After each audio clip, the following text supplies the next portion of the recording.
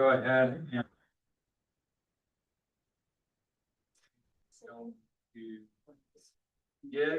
agenda. Yes. Yes. Yes. No. No. Again, I apologize for the technical delays here. All IT on this one, it's a hardware failure, so Okay, if you are at a computer, Thank you. you want to be able to see the agenda at this point, I believe. Okay, and if somebody on Zoom could just shout out good morning so we can verify the audio. Good morning. Good morning. So we're doing our best to adapt, improvise, and overcome. We apologize for starting 14 minutes late and going to turn it over to our chair to begin the meeting. I cannot see online, so I will start introductions in the room, call to order at, you said 9:14. And we'll start introductions in the room today, and we'll start in the back and then just kind of go. Morning, everyone. Wyatt Bear, Center Microbites Office, just Ringo. Good morning, Mount Archuleta County. Morning, Kevin Kistler, Earth Art Engineering. Good morning, Barbara McLaughlin. Lauren Lewis, Machino, Region 9. Good morning, Darius Popaz. I am the Director of Education. Scott. Morning, Garrett Seddon, Assistant Director for Administration within the Division of Transportation Development. Tony Katie, Region 5 Planning and Environmental Manager. Annie Altorg, CDOT Region 5, Multimodal and Transit Liaison. Heather Alvarez, Town of Memphis, TPR Chair. Allison Barker, Region 9. Shaq Powers, Regional and Economic Development District, and I'm just going to go on my screen in order, and as you guys come on and off camera, that order will change. So if I miss anybody, I apologize in advance for that. Justin? Yeah, Justin Piles with the town of Pagosa Springs. Thank you. John? John Morning, Waters, Town of Bayfield. Sorry, wrong John. Other John Harris, Durango Public Works Director. Thank you, John. So, Andy? Andrew Milroy, Archuleta County Transportation Coordinator. Thank you, David. David Harris, Town Manager, Pagosa Springs.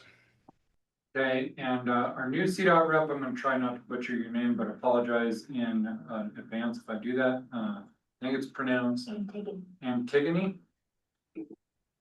Yes, that's exactly right. Antigone Peoples, CDOT. Nice to meet y'all.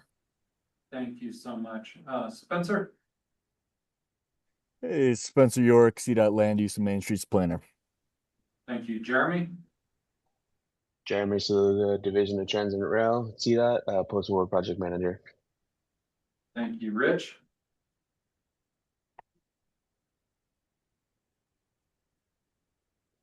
Good morning, everybody. Rich Landreth, Town of Dove Creek. Thank you. Kristen? Kristen Dallison, just a citizen in Bayfield listening in. Thank you. Thank you. Maggie? Maggie Brown, CDOT Active Transportation. Good morning. Thank you. And Medora? Good morning, all. Medora Bornhoft, CDOT Main Streets and Active Transportation. And Jim?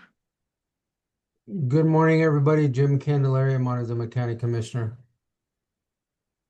All right. And did I miss anybody during all of that? Kevin Curry, CDOT Region 5 Program Engineer. Thank you, Kevin. Did I miss anybody else?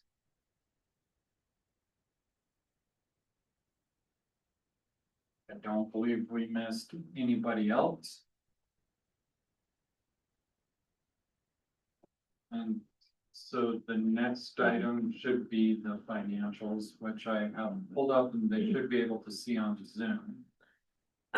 Next item is the consent agenda. So I think we're showing the financial report and we have the February and May meeting minutes. Does anybody have any questions or any discussion about either of those items? If not, I would entertain a motion to approve the consent agenda. Move approval of the consent agenda. David Harris. Second, anybody? Second. Warren Brown. Perfect. We have a motion and a second. All opposed? All in favor? Aye. Thank you very much. Okay. So we're gonna say motion carries. Next item on the agenda is public comment. I do believe we had a member of the public online. Is she listening or just, would she like to make a comment? No Okay, comment from me today. Thank you very much for asking. thank you.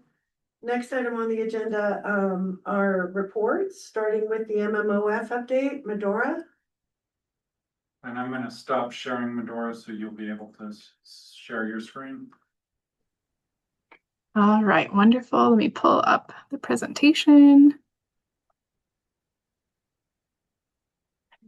So as I said, my name is Medora Bornhoft, and I work in the Main Streets and Active Transportation section, including on MMOF.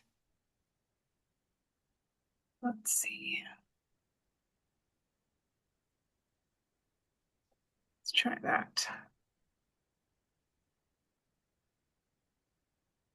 No, that's not working.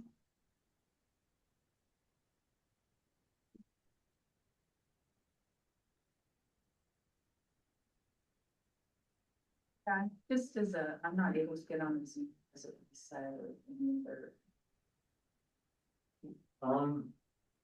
like you didn't update the. Try again, because I've admitted I went through this.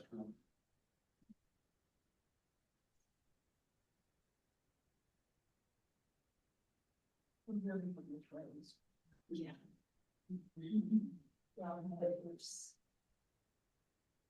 All right. Apologies for that delay. All right, so we wanted to bring some updates to the MMOF program.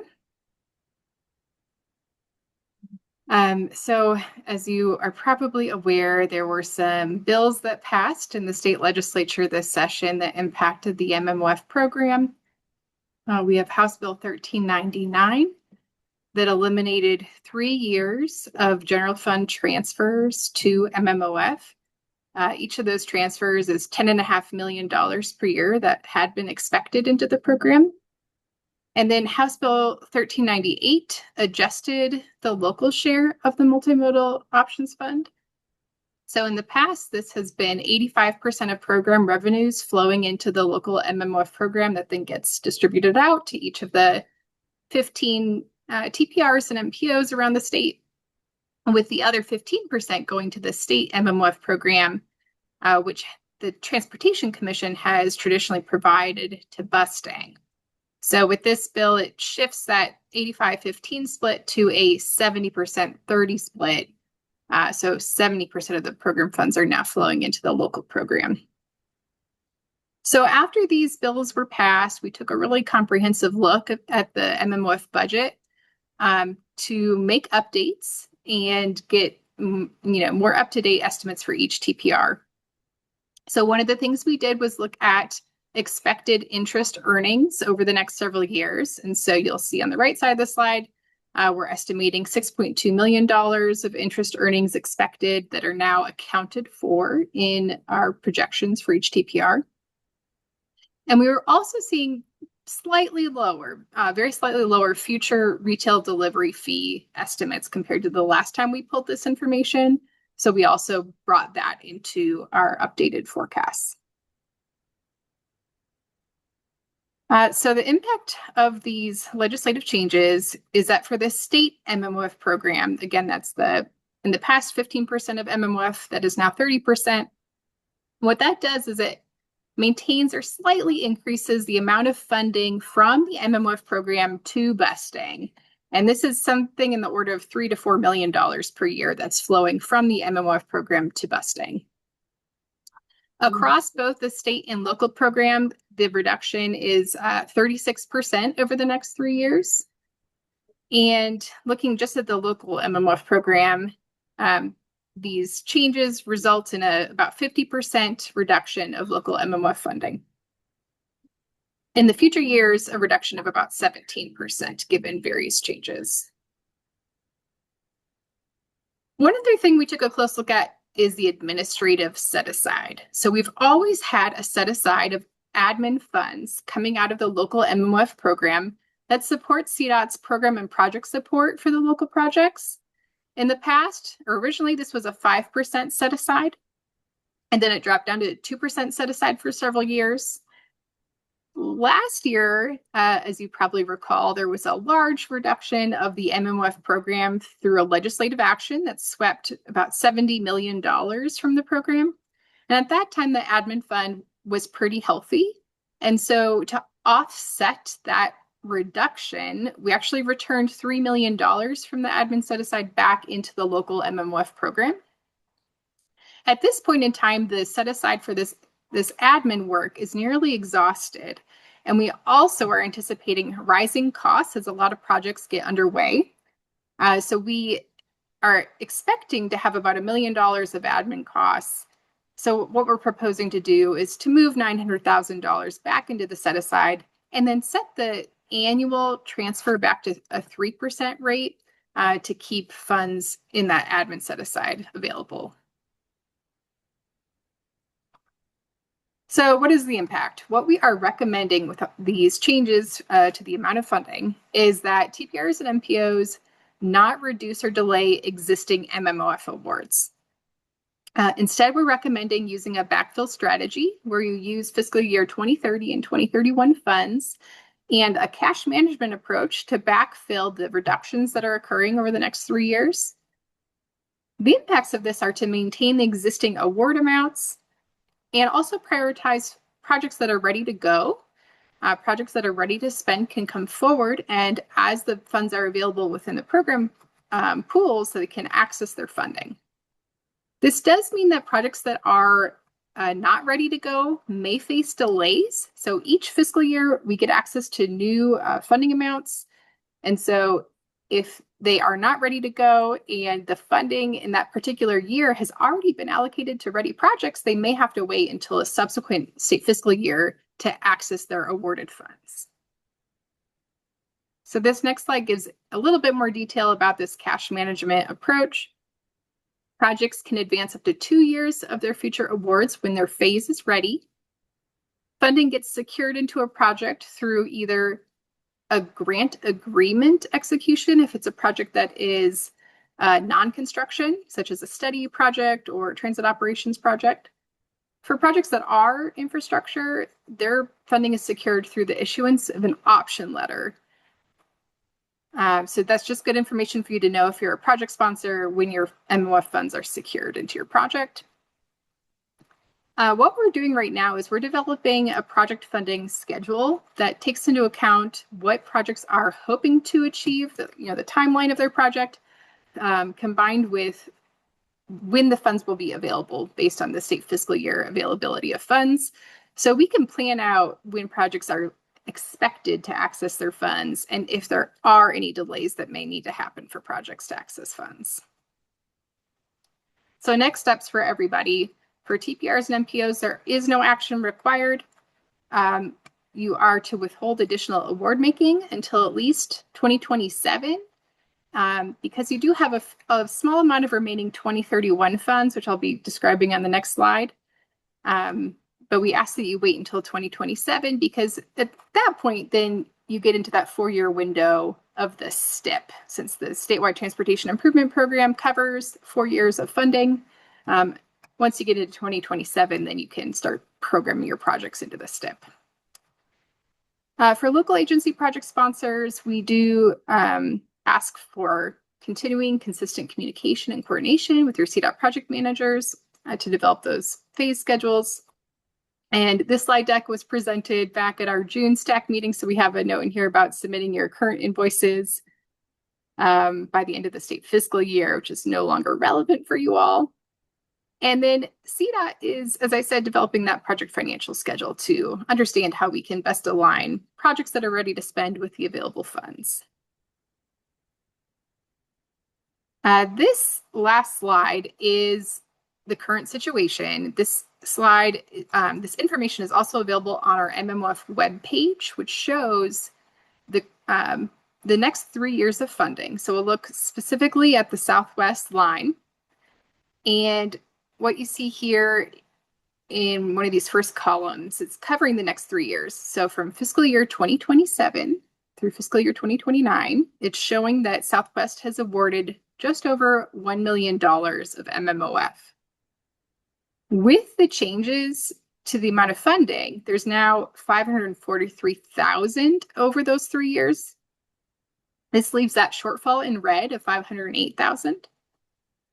Using the backfill strategy, you'll be using all of your 2030, which is $321,000, and a good amount of the 2031 funds to backfill and keep those awards whole.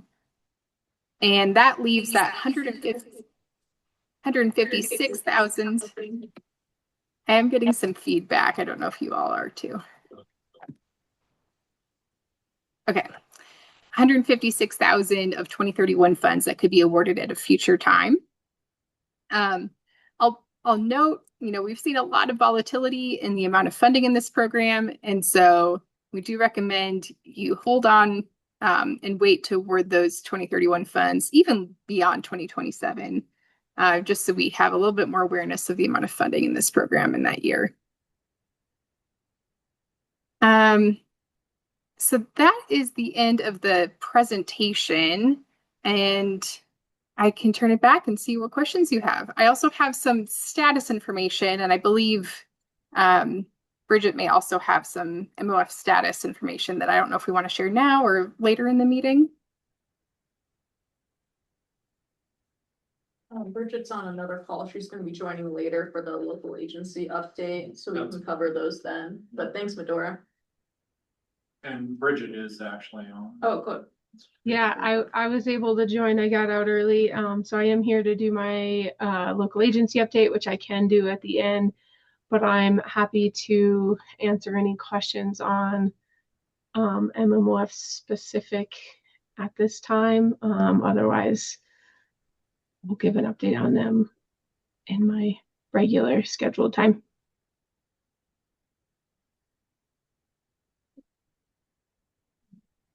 I don't see any questions in the room. Perfect. So, so we'll wait until your update, Bridget, if that's okay with you. Next item on the agenda, legislative updates. Emily Hadaway. Is she, I don't remember hearing her name. Don't see that she's joined during the meantime either. We can come back to it if she pops on later. And then it's we could pop over to Wyatt. Oh, I'm sorry, Wyatt. Yes. Morning, everyone. I've got the non-update updates. The transportation wise that we're watching in Congress right now is the surface transportation reauthorization bill, which is set to expire at the end of September.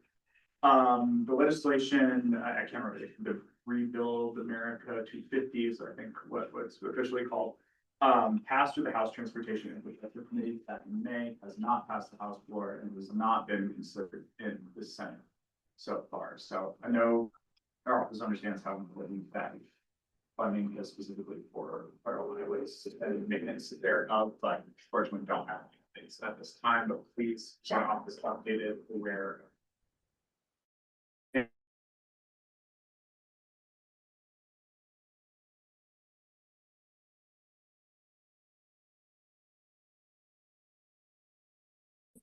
I don't hear anything, so thank you. Next item is the STAC update, and I believe the minutes were in the packet. I do not know if Sarah has jumped on since roll call. Not on? No. So does anybody have any questions about the minutes in your packet? Okay, next item is the Transportation Commissioner report. Barbara. Hi, everybody. First of all, I cannot thank Julie Thompson enough because he's my go-to person. People ask me questions and I'll go, I'll get right back to you. And so I can because she gets right back to me. So we're keeping some of the the house down. She's wonderful. I'm getting a lot of really great comments about how CDOT's handling weather, mudslides and rain and fire, and they have become first responders. They're just an amazing group of people out there. Getting lots of really good compliments on that. And as well as the communication in Pagosa, and as well as the working at night on the road. I think we kept a lot of workers alive as they were boiling, and people were so happy to wake up in the morning and see the road better than it was when we went to bed at night. So, so I have nothing but really good things to say. Thank you so much. Any questions for Barbara? Anybody have their hand up online?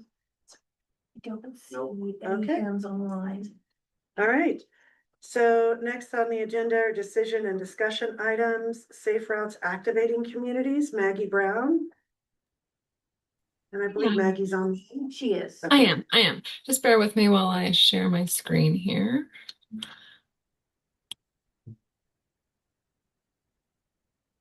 Okay, is that working? Are you all seeing that? We are seeing it on the laptops, yes. Okay, great. Well, my name again is Maggie Brown. I'm a planner in the active transportation team based out of headquarters. So thanks for having me today. I'm here to talk about an exciting new program and funding opportunity called Safe Routes Activating Communities. Oh, sorry, I skipped a slide there. Okay, and so just a real quick reminder of our other state and federal multimodal funding opportunities. They're coming up in the next few months. Safe Routes Activating Communities is just one of three. We also have Safe Routes to School and Transportation Alternatives program that will be opening in October.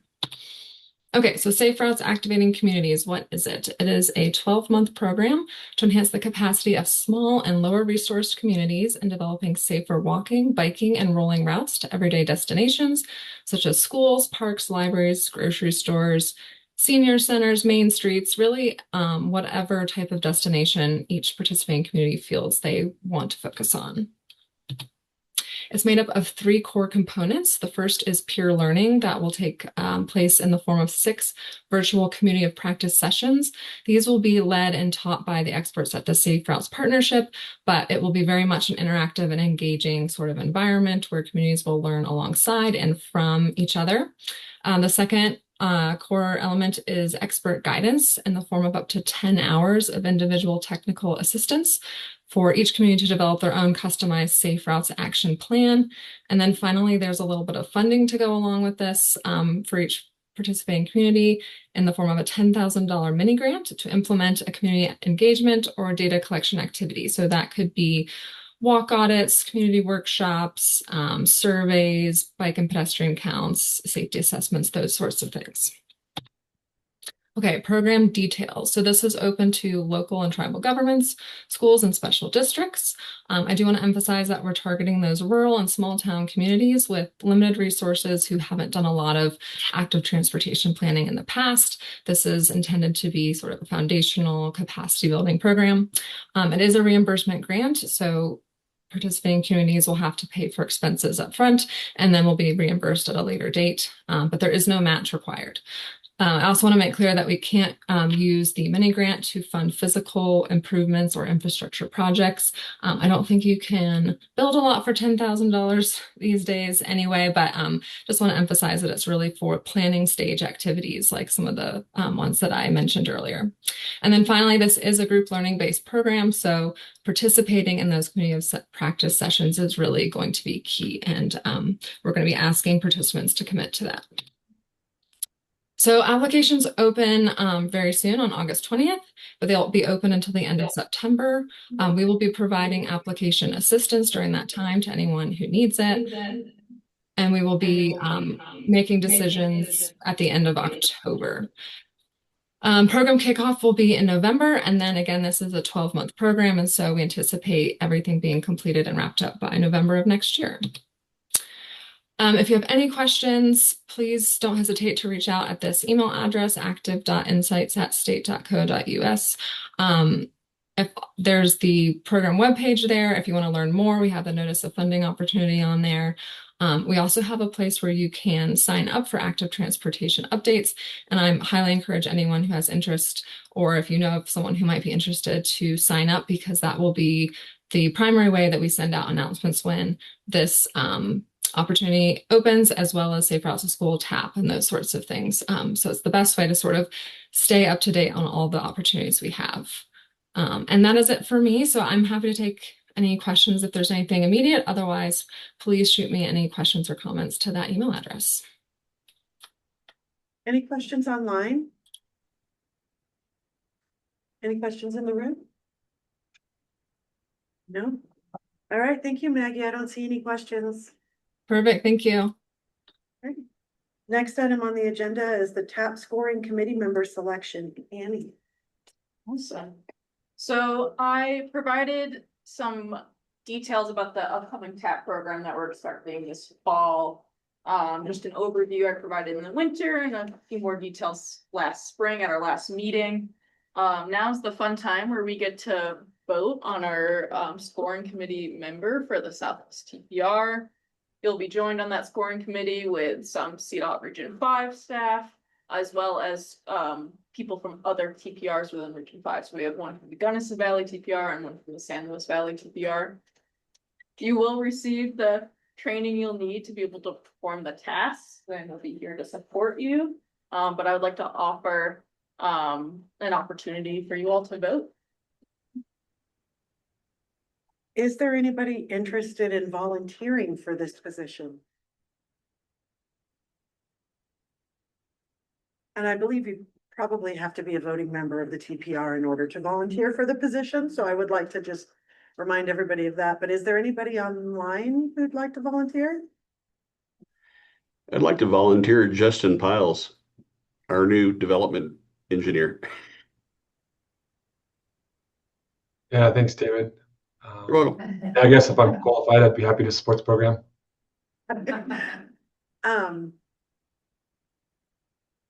Anybody else? Okay, Justin, you might be it. I know we have to vote, but you're okay with serving? Yeah, I just moved from Fort Collins. I was in Region 4 and supporting transportation engineering. Led a number of capital projects for the town of Loveland there, and relocated out to Pagosa about a month ago, and supporting our development projects now. So enjoy the transportation side of things and happy to get involved in that program. Madam Chair, we have to call for nominations from the floor 3 times. Okay. So I've called for nominations once. Any other nominations? I don't see anybody online, and I don't see anybody in the room raising their hand. So final call for nominations. All right. I would entertain a motion. Justin, I apologize. Is your last name Piles? It is, yes, thanks. So I would entertain a motion to nominate Justin Piles to the TAP scoring committee for our TPR, Southwest TPR. So, Madam Chair, I would move that we accept Justin Piles to the TAP scoring committee. Perfect. Thank you, Jim. Is there a second? Madam Chair, Matt Salko, Plata County, second. Wonderful. Thank you, Matt. So we have a motion and a second. All in favor? Aye. Aye. Any opposed? All right, motion carries. Thank you, Justin, for volunteering for that. Yeah, happy to support. Thanks, David. And Justin, Annie said they'll be in touch, so thank you again. Yeah, thank you. Next item on the agenda is risk and resiliency presentation. Claire Martini. I don't see Claire. Was unable to make. Oh, So okay. that's gonna get rescheduled. So, okay, we'll move that to the next agenda. Kevin Curry, construction update. Is Kevin still online? Good morning. Yep. Are you gonna bring it up online or I? Either way, do you want to share or would you prefer if I did, Kevin? I can share. Okay.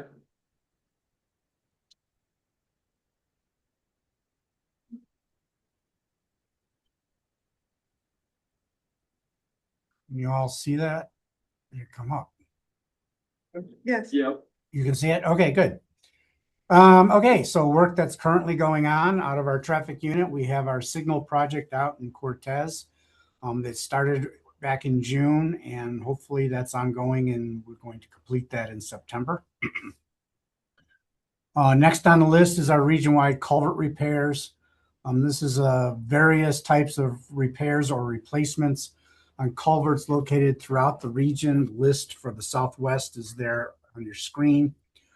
We were working on this side of the hill, as I say, until we came into a conflict. And so contractor has moved over to the Alamosa side to complete the work on that side of the hill. Once they're done there, they'll come back over here and complete the rest of the work. So that project should get done, hopefully, by the end of the year or in the summer of 27. It's actually going to be a 2-season job. Our surface treatment job on 160 out here in front of Bodo out to Elmore's is ongoing. It's a night project. They have been doing a bunch of milling and first layer of pavement replacement. I think they're getting ready to start working on the top mat, which is a special type of mix that we use for high traffic locations. And I know that they've run into some problems with weather as well, but they're getting there, and hopefully we'll get done in September. Our ongoing Pagosa Reconstruct project, if you've been through there, you'll notice, at least recently, that we have been getting a lot more concrete pavement down than we did last year. That's because we're starting to catch up and finish all of the utility improvements that were required for that project. We still anticipate completion this fall. I know they're getting ready to go up on top of the Harmon Hill intersection and start doing that work here in the next week or so. But there's a lot of work going on in town, and you should start to see some major improvements there. Upcoming projects, we plan for the advertising this fall to resurface State Highway 3 from through the Bodo area, and there's a couple of concrete repair panels on 160 out there that we're going to fix the dips and take care of that as part of this project. Next round of our chain stations, we'll advertise this December. The 4 locations you can see on your screen, including out here on 160 to the west. And that's advertise it for December. Also for the fall of advertising season, our 550 Durango to Rockwood project, we originally had scheduled that to get done sooner, and then we rescheduled it because of funding movement. And so now we're going to advertise that in fall of 26 for construction in 27. That takes us from Durango up to the Rockwood area.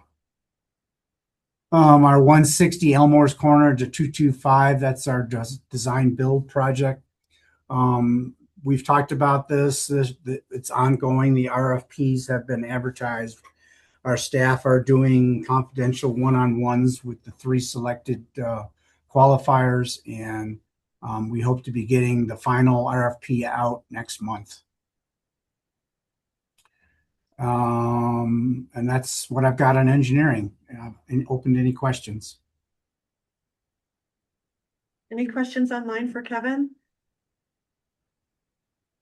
Any questions in the room? I don't see any questions, Kevin. Thank you very much. Thank you. Next item on the agenda is the maintenance update. I don't see John. There is information in your packet. Does anybody have any specific questions on the information in your packet? Okay, I don't see anything. So We could go over it. I would just be reading. And so, if you have any questions, let us know, because CDOT's in the room and we can find those answers for you. No, okay, thank you, everybody. Next item on the agenda is the local agency update. Bridget. Heavily anticipated. Sorry I was late to the meeting today, but glad I made it for this. Let's see if I can figure out how to share, unless if you want to. Oh no, I might have figured it out.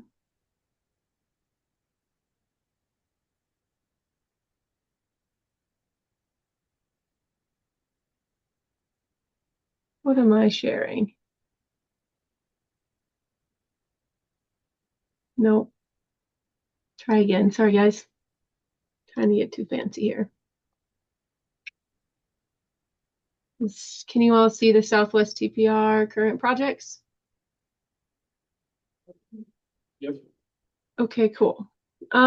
So this will be all the projects that have received grant funding, and there's a highlight to the funding type.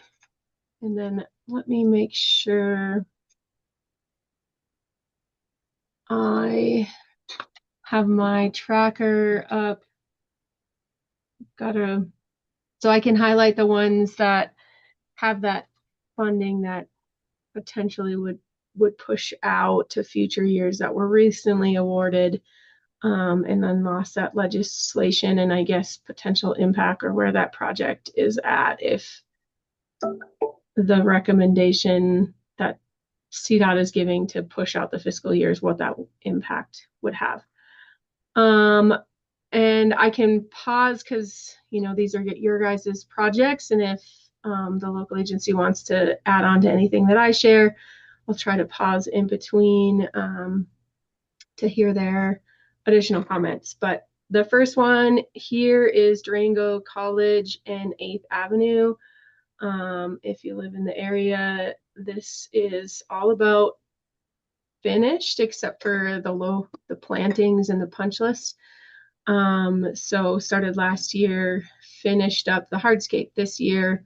We're going to plant some trees this fall and finish out the punch listing and wrap it up this year. It had a mix of safety funds, HSIP, MMOF, and faster transit. A really good one that. That's a good question on the 8th and College, just because I've actually noticed it. There's 2 crosswalks on this intersection, and you can see like crossing 8, and one has the lit flashing pedestrian crossing sign, and the other one does not. And I actually was going through, where you see the sign, and if it's not flashing, you kind of keep going, and that next crosswalk doesn't have the flashing sign, and there were people in the crosswalk, and I just feel like that's moving usage. Because you assume if you see one flashing sign that because they're within that same block. Yeah. It's been a while since I have looked at the plans, and I honestly don't drive this as much, but I believe there's crosswalks at every intersection crossing 8th Avenue, and then that mid-block flashing sign or is a mid-block crossing at the Horse Gulch Clinic location. Is that what you're talking about in Sonic? Yeah, it's at the clinic location, but kind of where you see these cars, where those apartments are, it's still that same intersection, but it's just a crosswalk with no flashing lights. And so what I'm seeing is the flashing lights go off, the cars take off, and there's another crosswalk. And, they're not being as aware because of where the flashing sign. Yeah. It might be something that you'll want to reach out to Durango. It was their design. To my understanding is the flashing signs were for the mid-block crossing, because and maybe it is at the intersection. Something that and I don't know if Sarah's on, or I can try to bring that to Lily's attention or Barney. So thank you for the feedback. I'll try to bring that to them. Yeah, I can probably speak to that. You know, that flashing ped sign is at that mid-block crossing where we built a refuge island. So, you know, a lot of heavy pedestrian traffic there, and it's really called out that extra pedestrian traffic and the fact that there's a, you know, there's a raised curb pedestrian island that didn't exist before. We do not have the flashing sign, the pedestrian signs at the signalized intersection. You know, that's something MUTCD recommends against. And then traditionally here in town, for typical crosswalks, we would not do a flashing pedestrian sign unless there was some other driver for that heavy pedestrian activity or something like that. And the reason we're pushing the trees out to the fall is, you know, we're still in our stage 1 water use restrictions. We just thought it would be a bad look for the city to tell everybody else not to, you know, plant things that require irrigation and then do so ourselves. So we're going to do that. We just wanted to push that out until probably late October, maybe even early November. Thank you for adding on to that, John. And this project did have the MMOF money, but it is, you know, encumbered into a PO and all but spent at this point. So don't know if it's one of the awards that got pushed out. I think they did get some of that second round funds, so kind of allocated and spent at this point. Sticking to Durango, we have Durango Rusa Ave. This is a TAP project. It was awarded in 2016. We kicked off construction last week, and they are hitting it hard in hopes with a schedule to complete this year.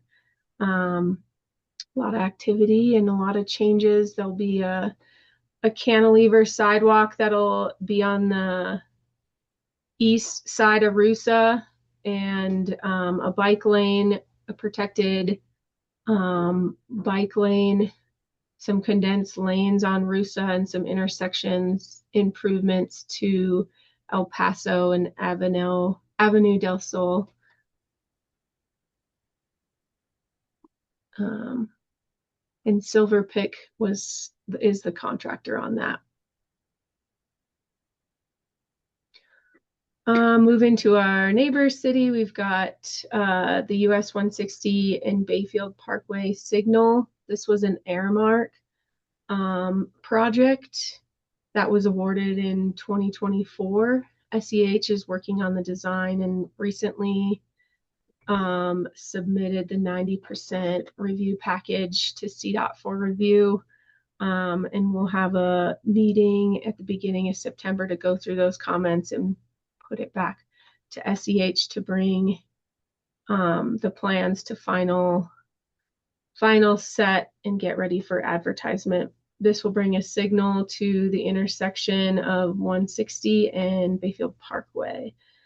A little bit more involved than just a signal because there's pretty steep embankments, so there's a lot of earthwork to put in the turn lanes and acceleration lanes, and yeah, some things just aren't as straightforward, but pushing this one as best we can. This is Matt Salka, La Plata County. Just really happy to see this moving forward, just because this has been in discussion for a very long time. For those that have been involved, I thank you very much for this. Yep. And we do have a deadline, though we are hoping to exceed it. We need to have the funds authorized, which is essentially the last step before advertisement, by end of next year, but we're hoping to do that at the end of this year, early into next year, so we can be in construction next year is the goal.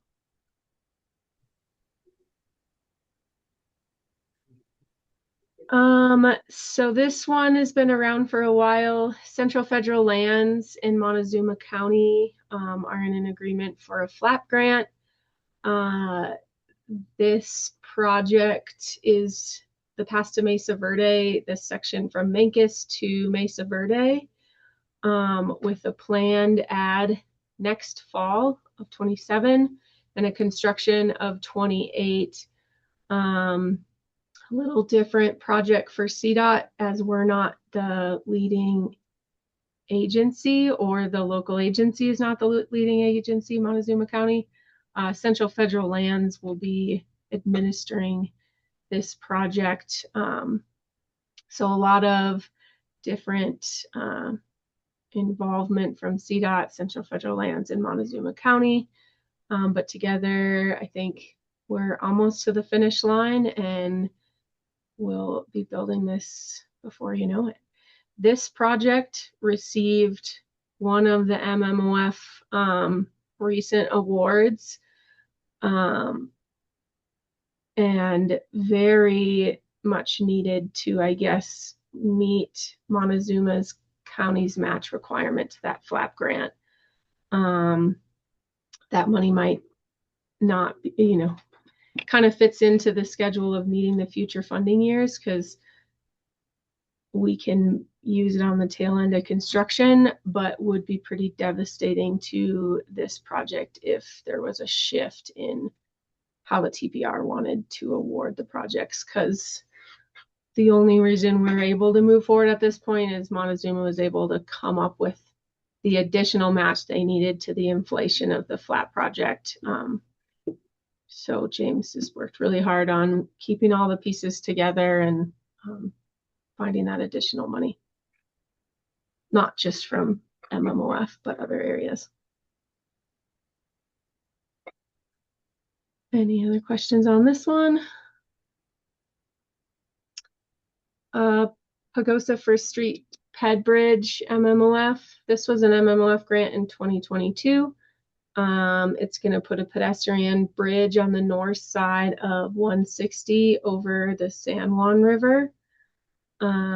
We completed a 30% review, and we're working towards 90%. And this does have another large, has an MMOF funds, and is the only funding source aside from the city's local match. And they've been progressing this project along.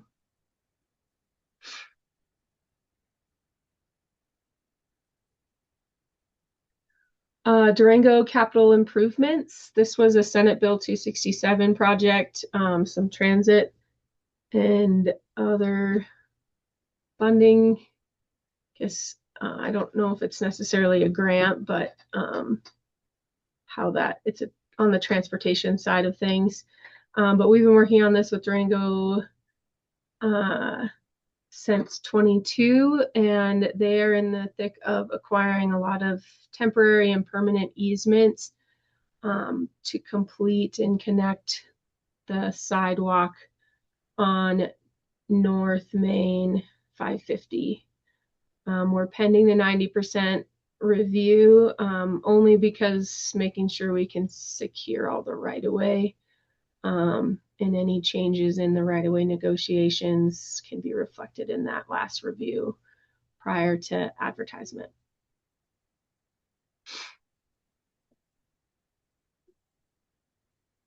Pagosa Town to Lakes Trail. This was a CMAQ, the Congestion Mitigation Air Quality Grant from 2023. It's a 10-foot trail from the school and starting to work its way up the hill with an ultimate goal to get all the way up Pud Hill. We completed the 30% review and are pending 90%. There's been some development coordination delays, I think, making sure that everything's working together, but I think things are moving again, and we'll see that design submittal hopefully soon.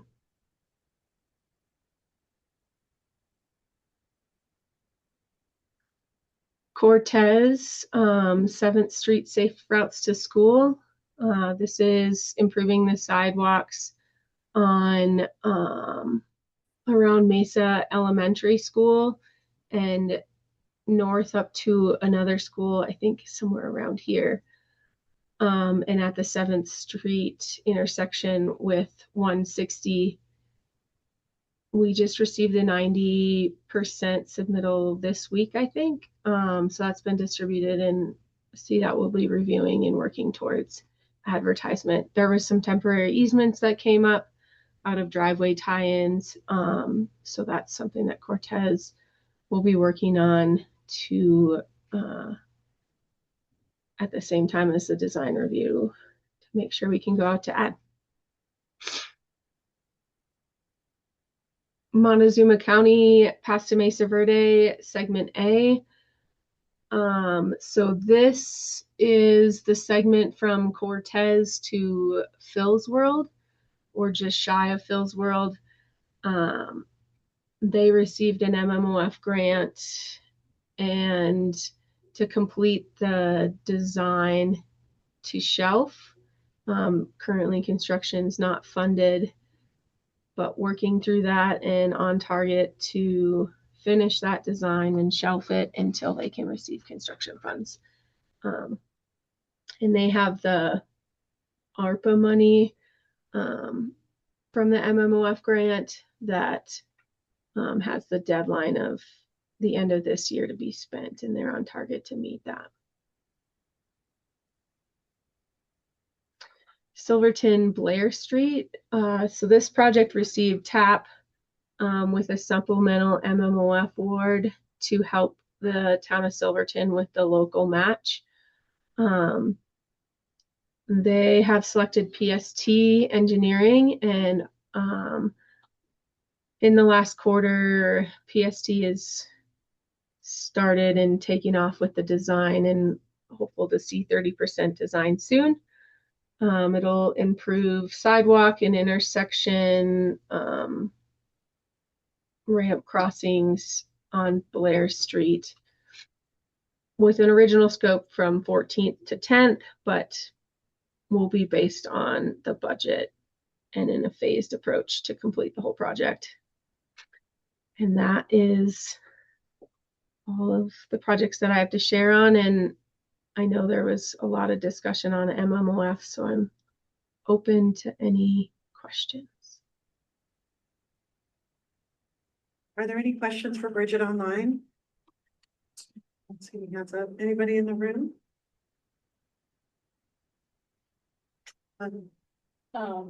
Thanks, Bridget. I can add on to the local agency update.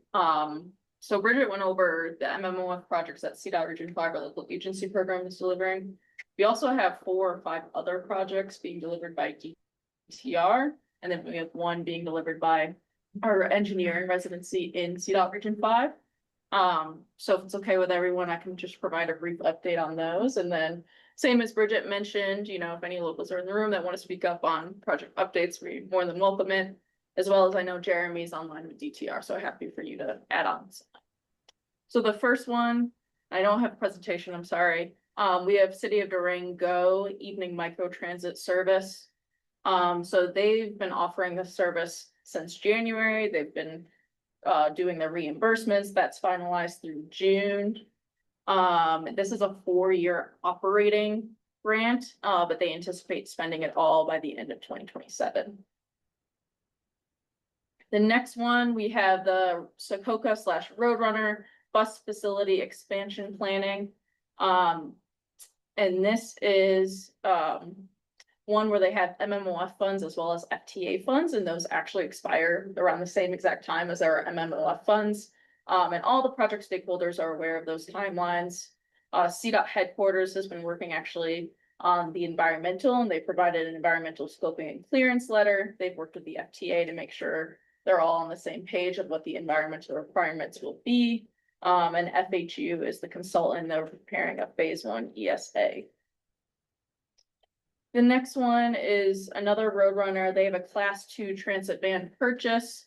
And so speaking of Roadrunner, they've been able to order the bus and they plan to receive the bus in November. And they'll work through their reimbursement quickly to be done by the end of the year, hopefully. The last Roadrunner project is an Outrider vehicle maintenance equipment project. They were awarded this in the most recent MMOF decisions. And so with that one, Jay has been able to retain some quotes and that are within their budget. So he's going to work with DTR for purchase authorization and a procurement concurrence request. And so those are all the ones managed by DTR. Before I continue, like Jeremy, Jay, anyone from the city of Durango have any comments on that? No, nothing from Durango. It's a good summary. Thanks, Jen. All right, and then the last one that's received MMOF dollars is we added it to an existing project 25790. It's the multimodal improvements in Rico. CDOT Region 5 just did a site visit out to all of the locations on that project, and they're working towards 30% design in the fall. And Tony, you might have to correct me. I think they're planning on construction in 27, 28-ish. 28, yeah, so they'll design through 2027. 25790. And that's doing improvements in multiple locations, Rico and more.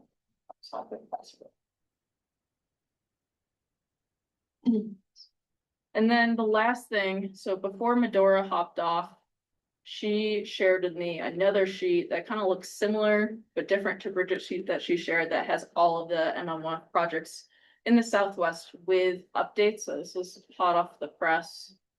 Let's see if I can share this.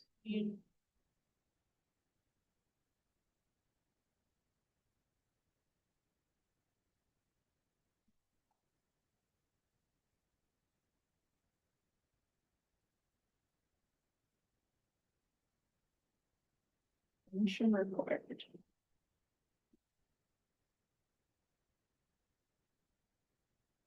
see. I'm gonna try it again. There we go. Sorry, I was talking and I muted Annie. I just quick shared the sheet you shared with me, or the one you're trying to share. Yes, thanks, Bridget. So that first tab has all the active projects. And we could share this with you, Shaq. I took in Medora. And then on the second tab, we have completed spending or closed. So that's also a good summary that we have from DTD.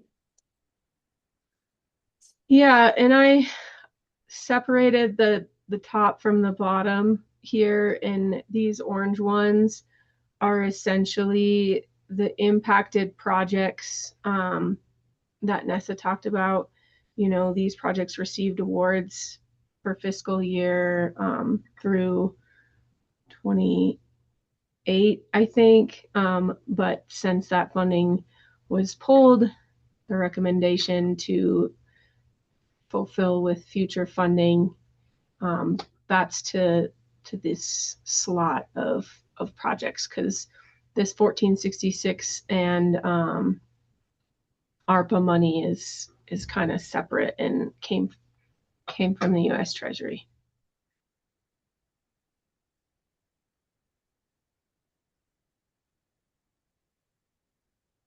Okay. Okay, I'm sorry. Thank you, guys. Does anybody online have any questions about the spreadsheet or anything that was presented?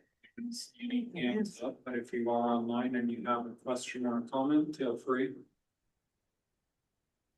I don't see any hands in the room. Okay, before we move to round robins, I'd like to give Darius a chance to offer any comments or anything you'd like to share with us. As a visiting, yes, as a visitor.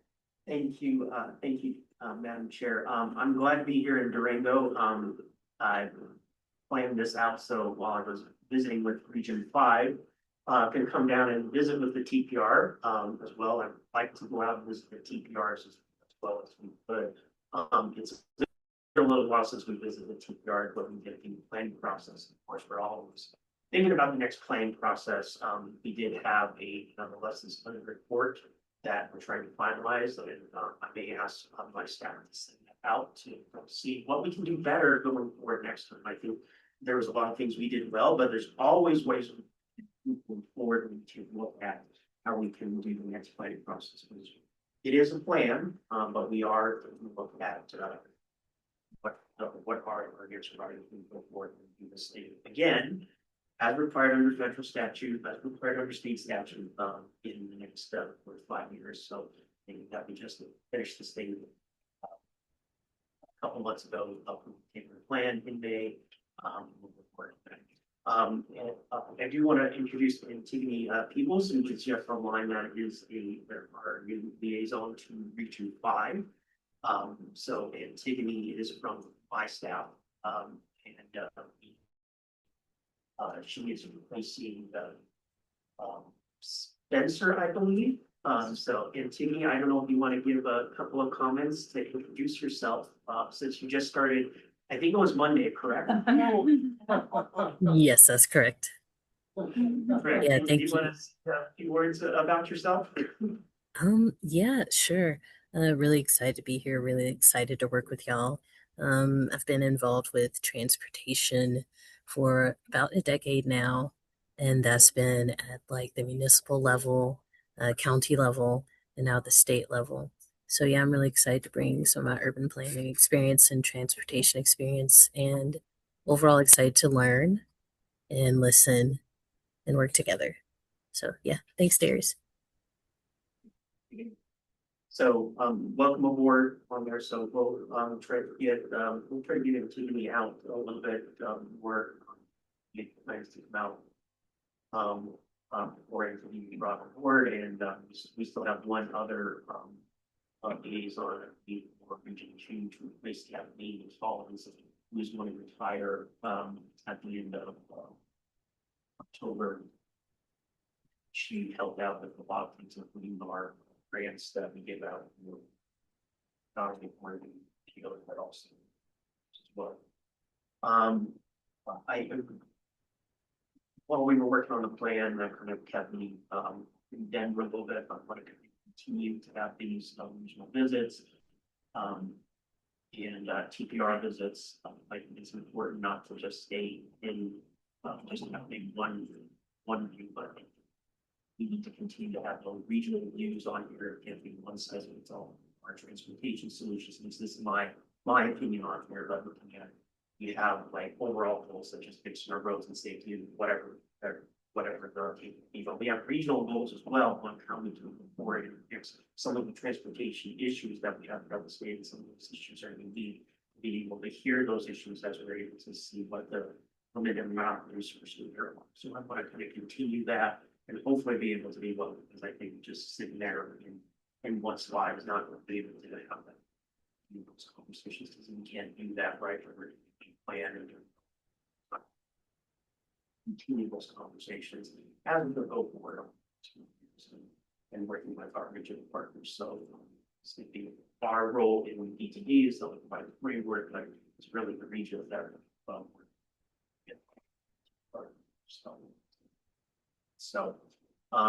we are doing the TAP, as we mentioned, the TAP scoring pieces, safe routes to schools, the next pieces to get those grants out. Anything else that I want to mention while I'm out here? We do have I do have introducing Garrett here, who's my new environmental programs branch manager, which doesn't know for clearances with NEPA, cultural resources, paleontology, landscape architecture, all those programs. So just started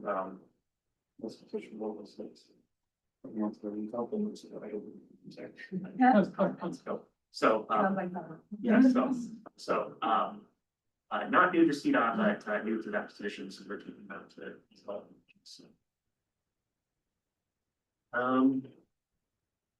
I think that about covers them. I think I could go on a little bit, but happy to answer any questions. I have cards of new feed and they'll be here again because we're going to we get closer to 29:30 when we have to do plans again.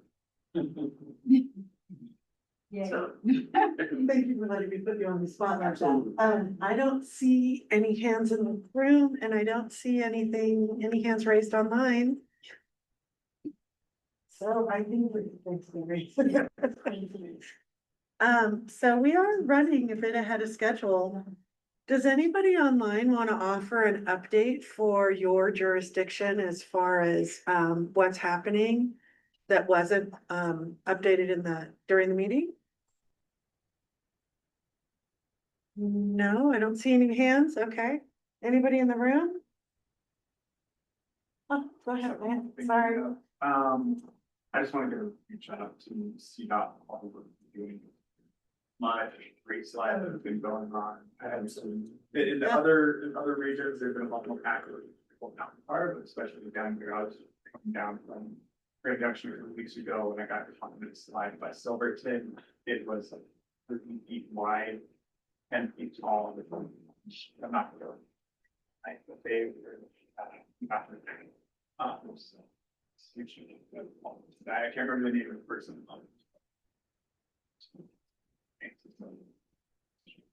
Thank you. I don't think that gets enough thanks, so thanks for sharing that.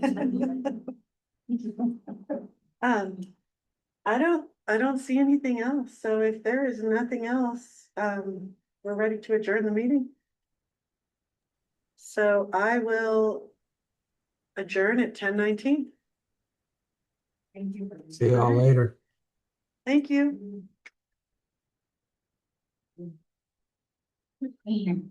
People sound good in traffic.